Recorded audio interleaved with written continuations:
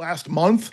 The first Saturday in May in Louisville was the Kentucky Derby, and prior to that race, we had our good friend Mike Joyce from FanDuel TV on to kind of break down the Derby and handicap it and give us some winners. And he was kind enough to do so. We did well, so we thought we'd bring him back for a return engagement leading up to the Belmont Stakes this weekend. Mike, what's going on, man? Nothing. So pleased to be joining you for my padded cell. I need a better backdrop coming on this show. You guys have like football helmets and memorabilia. I just got like the white wall of my kitchen. I'll do better next time. But no, I'm doing great, man. Thanks for having me back. Good. Yeah, no. When we talked last time, we were talking about the race leading up to the Derby, and that it was I thought we had a hard time seeing someone other than journalism or sovereignty or one of those favorites really winning the race, and it ultimately played out that way. I was away, so we didn't really get a chance to talk prior to the Preakness. Where were you with the whole controversy, if you want to call it a controversy, not a controversy, with Belmont and the connections choosing to bypass the Preakness, go straight from the Derby to the Belmont?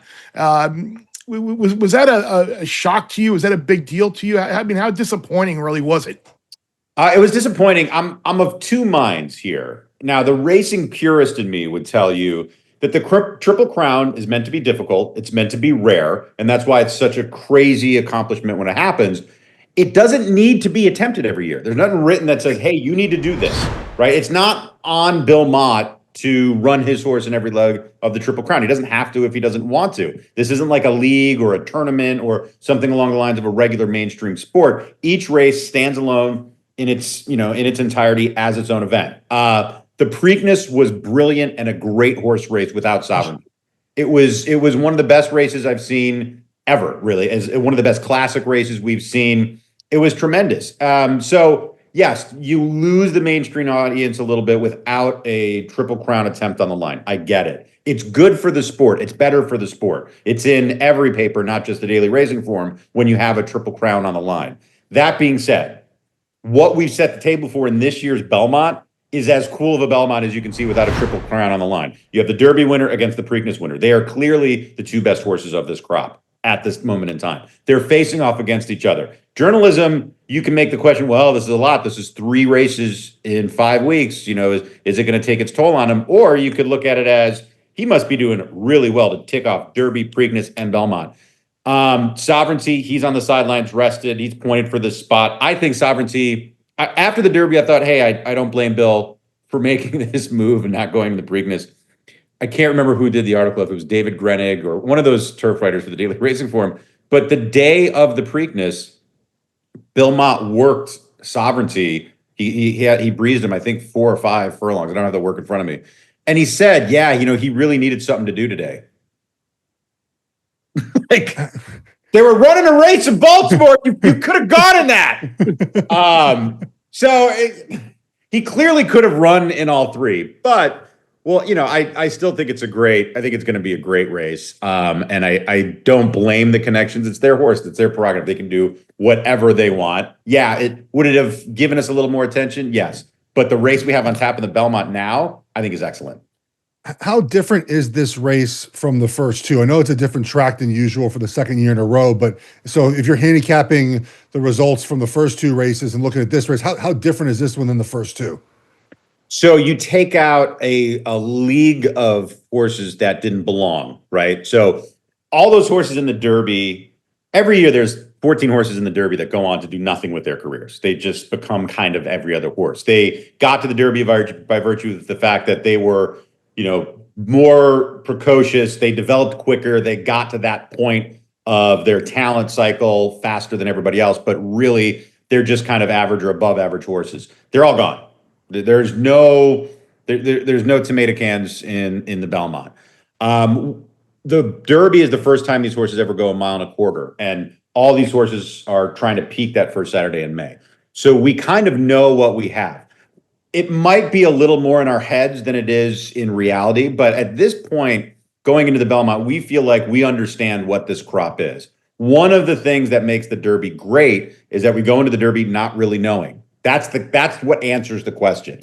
Now, what do we have? We have an exceedingly talented Derby winner in Sovereignty. You have Journalism running one of the most brilliant races ever in the Preakness, barreling through that hole. And we can talk about the non-DQ and all that in a moment, with the ride from Umberto and then Flavian making things tight on him. We have Rodriguez, who we know is very talented, skipped the Preakness, was ruled out of the Derby because of a foot issue. But Bob Baffert has a great way of making these horses peak on their most important days, and he loves running at Saratoga. He has a great record there.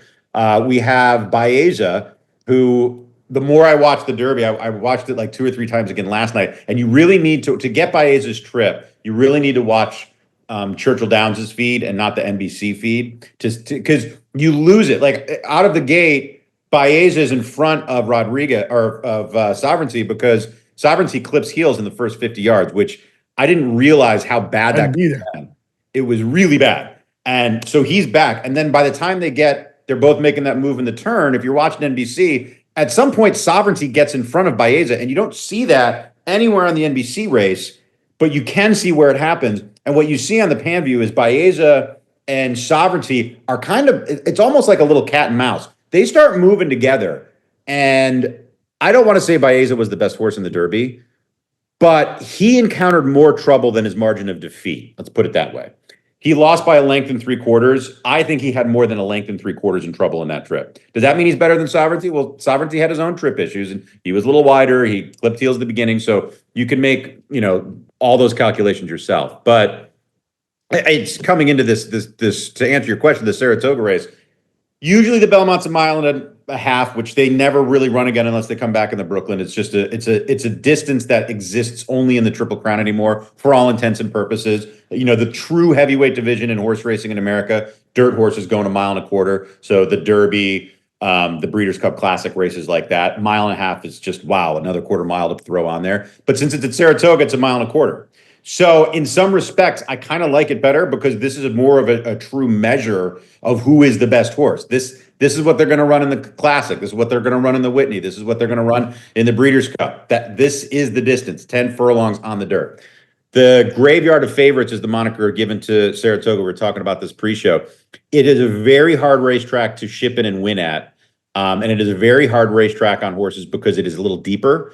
Then it's much deeper than Churchill. I mean, Churchill, they kind of bounce off of. It's a very different surface, a lot of clay, and it dries out really quickly too. It's much different than Pimlico, and it's not really. It's kind of like Belmont. New York horses do well in New York, but it's completely different than what we run on in California as well. So that plays into it, and it's just such a prestigious place to run and such a hard place to win that everybody points for it. So some of that is what comes into effect, but. This Belmont Stakes, I like the mile and a quarter Belmont. When they go back to a mile and a half at Belmont, I'm not going to complain about it, but I do think it's a better measure of these horses' true talent. Yeah, you mentioned Baez, and I'm glad you did because it is the first time since 2013 that we've got the top 3 finishers from the Derby all running again against each other in the Belmont. And I don't know, I'm gonna have to go back and look at what you were talking about with Baeza because I'm having a lot of trouble with making a case for him in this race. I mean, it is a smaller field, so maybe that has something to do with it. But he's been beaten on the square out west by Journalism. He was beaten again by both these guys in the Derby at a much longer price. At the price he's going to be on Saturday, which is probably going to be 3-1, 7-2, maybe somewhere around there. He's a terrible bet to win, isn't he? It is definitely a tote board check. The morning line has him at 4-1. If you're going to give me 4-1 on him, I'll take it. Journalism and Sovereignty are going to siphon a lot of the money in the win pool. They are the names. It's the Preakness winner. It's the Derby winner. Belmont, you still get some dodo money. You get the casual fan who shows up once a year, twice a year, 3 times a year that are going to be betting, names and faces and what they know and what they've read. That money's going to go to those 2 horses. So if you can get a 4-1 on a Baeza, I think that's pretty fair. But I'm with you. I don't know that you're going to get that. To me, the 2 horses to bet, and they're going to be tote board checks, are Baeza and Rodriguez. I have nothing bad to say about Sovereignty. He made me some money on Derby Day. I love him. I think he's a great horse. Don't get me wrong. I have nothing bad to say about Journalism. He's wonderful. He's a fantastic animal. He might prove to be the best 3-year-old of this crop. And he actually has some more talents than Sovereignty does. I think Sovereignty might be a better mile and a quarter horse, but Journalism he can make moves. You can turn him off, turn him on. You can drive him like a car. It's a very rare talent. Baeza, however, I just don't know that we've gotten, if you look at the way his race, he has progressed in each and every start. I don't know that we've gotten to the bottom of his talent. It's very tempting. We know, look, he's from this fantastic line that gave us the Derby winner 2 years ago in Mage, and then the Belmont winner last year in Dornick. I don't see him being any less good than either of those two horses. He might be the best of those three when all is said and done. And he's been, working through the bridle in California. He is a horse. And when John Sheriff's, he's a very quirky trainer. He's a very quirky guy. But horse trainers are like that, right? They're everyone thinks they want to see how the sausage is made, but then when they go behind the scenes, how the sausage is made, like, wow, that's really You're doing that. Yeah. But John Sheriff's he's kind of like a horse whisperer. Like he's very quirky, but he is very good. And when he has a good horse and this kind of a situation, he's dangerous. And I just think that Baeza, I feel like I could trust Baeza to take another step forward. I think we saw all that Sovereignty had to give in the Derby. I think we saw all that journalism had to give in the Derby and the Preakness. I don't know that we saw everything that Baeza had to give. Now, it's a tote board check, and I would wait until at least the post parade. At that point, you're not going to get a lot of movement in the odds to see what you're going to get on Baeza. But it's either him or Rodriguez. And Rodriguez, it's real simple, man. If he gets the lead, I don't know who goes with him. And if he's out there on his own, good luck. We've seen Bob Baffert. Everyone loves to talk about Bob Baffert. He's got he's like this controversial trainer. He's done the same thing for 40 years. He gets a lot of horses. He trains them all to be fast, and he wants them all on the lead. Period. Amen. It's the best place to be in a race is in the front. It doesn't matter if it's a car, a dog, or a horse. If you're in front, you're in the best position. And Rodriguez might have that kind of talent. We haven't seen it. We saw it in the Wood. We haven't seen it completely uncorked, but I think you're going to get a very good version of him come down. And we think his foot's okay. When obviously he had a scratch out of the Derby with the foot issue.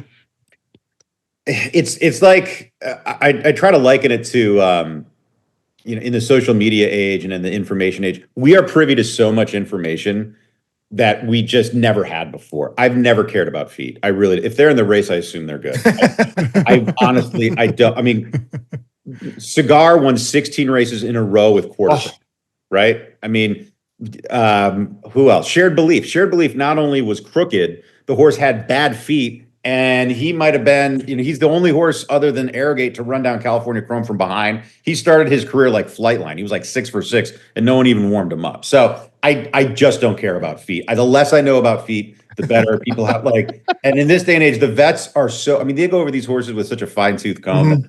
If these horses have a pimple, they scratch them. So I ain't worried about feet. It sounds like you like the top 4 horses to probably be at the top there. So 5, 6, 7, 8. Which one of those can you sneak in there to get on the board? The Peter Pan winner, Hill Road, is the one that I think has the most. He's the one horse for Chad Brown. I think he has the most potential. He was a very talented horse in Ireland. They had him on the turf. And the thing that I like about him is that a lot of times you'll get horses from Ireland or overseas or Great Britain or France, and they come here because they can't run on Lasix overseas. So they come to the U.S. so they can run on Lasix, and then they can see where they go. We basically don't have Lasix in stakes racing anymore for all intents and purposes. And it's an anti-bleeder medication. I don't want to go too far into it. I'm saying, Mike, you're bringing back great memories of Go and Go in 1990 when it went in the Belmont coming in from Ireland. That was a nice mutual for your boy.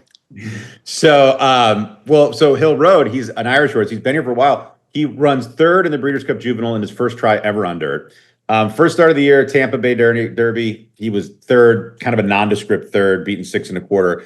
And then at that point, Chad Brown, he knows what he has in the barn. We're talking the Tampa Bay Derby's first week of March. At that point, all these trainers, they know what they have and who's going where. And he says, we're going to the Peter Pan. And the only reason you skip all these Triple Crown preps and the Triple Crown races to go to the Peter Pan is because you're prepping for the Belmont. So this is a deliberate road for Hill Road to get there. So he has the most potential to spring an upset. He's 10-1 on the inside. You get Irad riding at Saratoga, where he's won 8 gajillion races, and he's won, riding title after riding title after riding title. So I just think that of the long shots in there, Hill Road makes the most sense. And he's another one. He's kind of like Baeza. We really don't know where the ceiling is. This will be his 3rd start as a 3-year-old. He's still developing.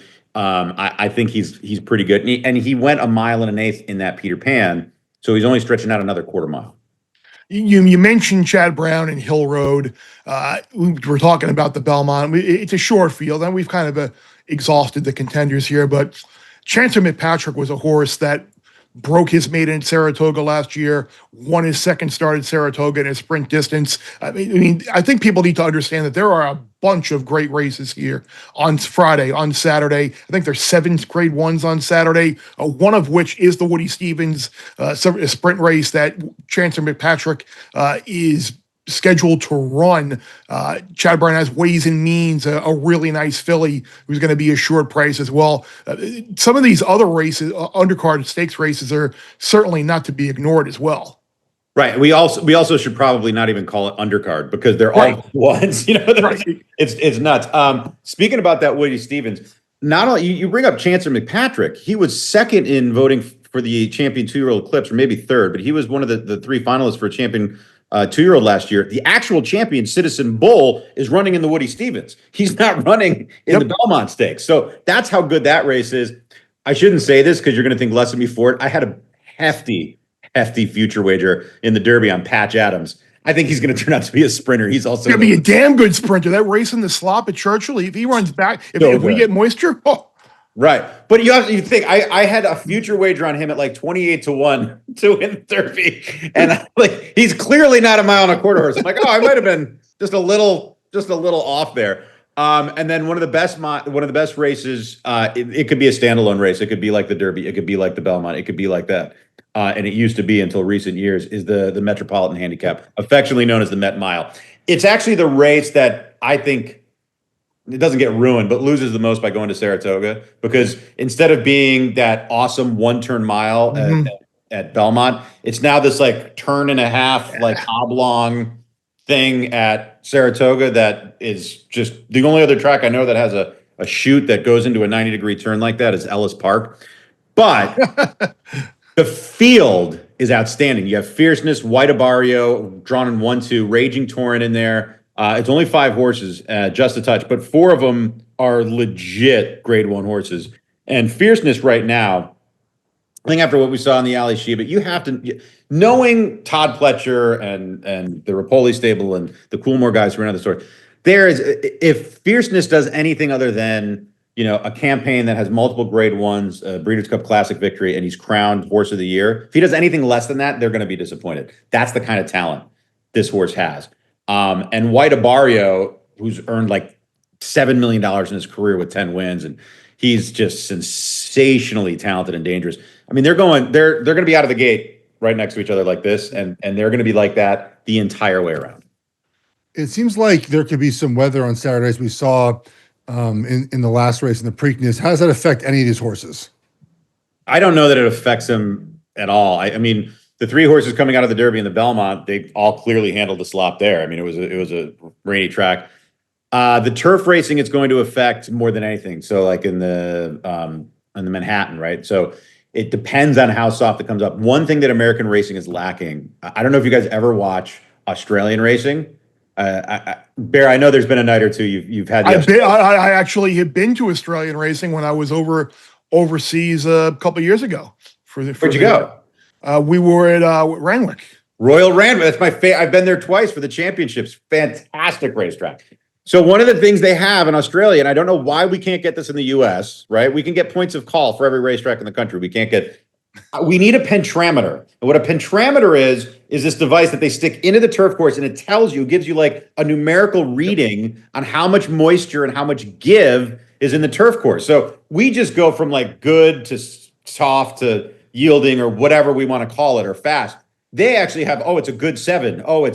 It's a soft 9. It's a firm 2. So there's that it's like a stip meter on the greens. Yeah, like come on, like what are we doing here? We can put a man on the moon. We can't get a pentrameter at Saratoga.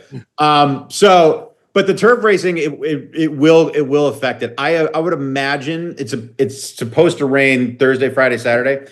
I don't think you'll get a yielding turf course.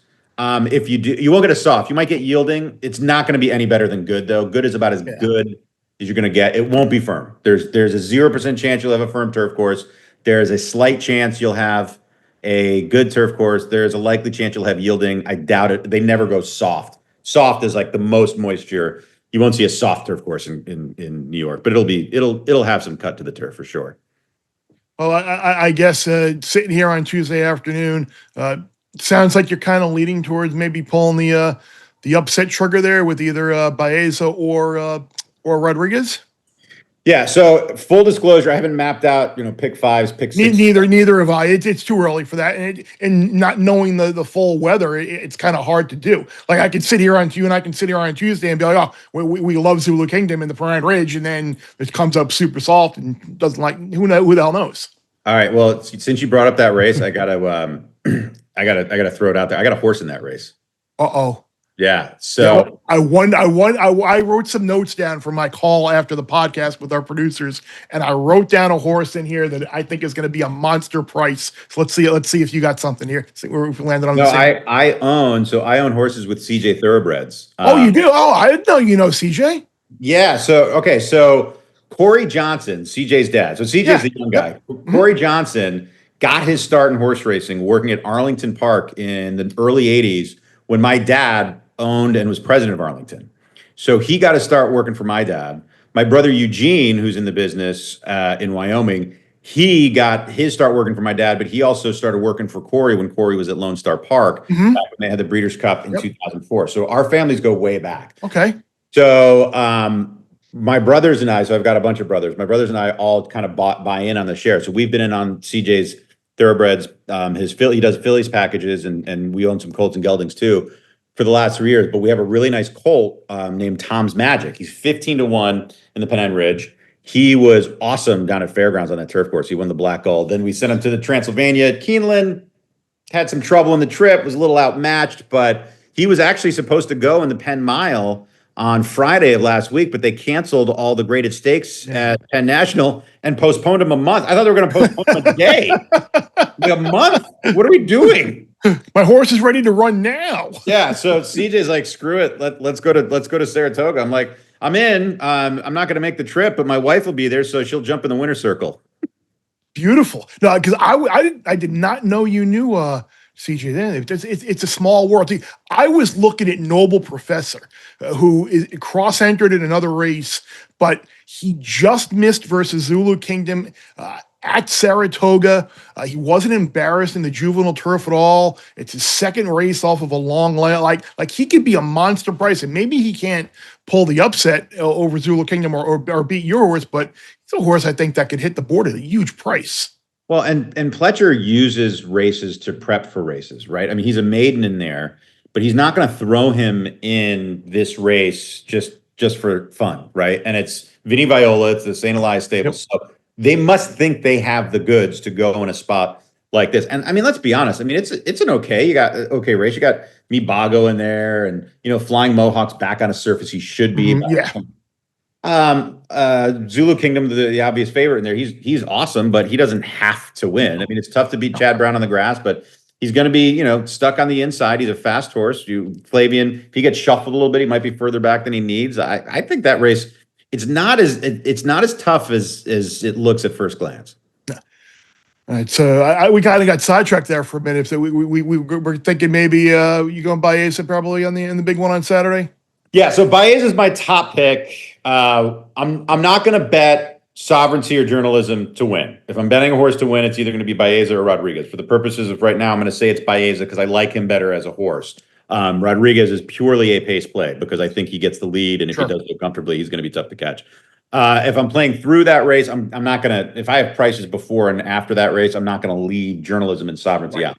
I would be surprised if it wasn't one of those four. I'd throw Chad Brown's rail horse in there, Hill Road, if you wanted to throw another one in. But outside of that, I know it's not a huge field, and I just gave you like 5 of them. But that's kind of how I see it unfolding.